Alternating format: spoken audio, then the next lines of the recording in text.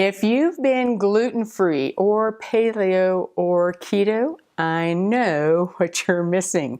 It's good old bread that actually looks like bread, tastes like bread, and is easy to make with ingredients that are easy to find in your health food store or even grocery store.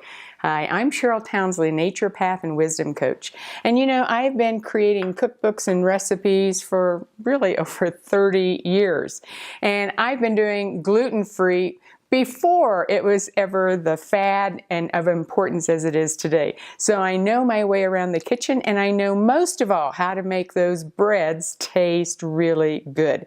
So I want to make this for you and then talk about all kinds of options. This recipe and many others are in the Cheryl Townsley cookbook called Cooking for Life, because good fats, reduced carbs, getting rid of the grains can really help most of us with our digestion and so many health issues. So let's make bread in about 1 to 2 minutes, and then it's going to go in the oven, and then that's it. First ingredient is a nut butter. I'm using almond butter, but you could use cashew butter, you could use hazelnut butter, you could use any butter you want.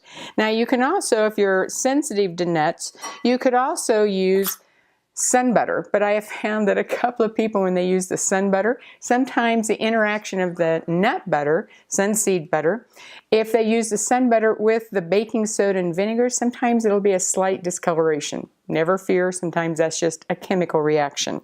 Okay, 1 cup of nut butter. We're going to put in 3 eggs. Then we're going to put in a mixture of 1/2 teaspoon baking soda, 1/4 teaspoon of salt, and we're going to put in a tablespoon of vinegar. Now, let's say, oh my goodness, you don't have the cookbook and you didn't remember the recipe. Well, you can find the recipe for free out at CherylTownsley.com. Now, we're just going to mix all this up. You could do it by hand, or you can use a hand mixer. Just mix it until everything is well blended. Definitely doesn't take long, but you want to make sure that baking soda, vinegar gets mixed in with the nut butter and eggs. Okay, we have just made bread in under 2 minutes. Now I want to show you some different options when it comes to baking. Yep, everything is mixed well together. So this recipe will make 1 regular sized loaf pan. I always make sure I have sprayed it, and I like to put in some parchment paper. That's optional. If you don't have it, just make sure you spray it really well. The parchment paper makes it really easy to just pull out and let it sit on the cooling rack and cool. You're going to bake this for about 25 minutes, 350 degrees. If you don't bake it long enough, when it cools, the top will settle down. That just tells you didn't bake it long enough the first time, but you'll want to make it again because it tastes amazing.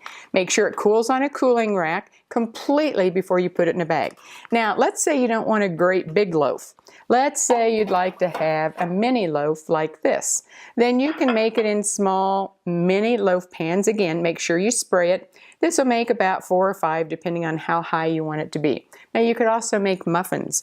In fact, in the cookbook I show you how you can add zucchini, so you can have zucchini muffins. If you're doing apples or carrots, you could do that. Now, once you've put it in here and you've baked it for the appropriate time and you've let it cool, this is where it gets fun. Well, let's back up a minute. Maybe you want to use some variations. You could have, before you put it in the oven, you could put in sugar-free chocolate chips, you could put in nuts, you could put in seeds, you can do all kinds of things, because this is about learning how to play in the kitchen. Now, once you've baked it, and once you have your loaf, I have used this to make French toast. I have used this to make grilled cheese sandwiches with a layer of spinach and manchego cheese from sheep milk. I've used it to make all kinds of things that you've missed, the sandwiches, the French toast, all by itself. And you know what? Who would ever guess that these ingredients can produce this? Oh, and it tastes so good, and it took less than 2 minutes, and you don't have to be a chef. That's what I like to do in the kitchen, is help people discover easy food that their body loves each and every day.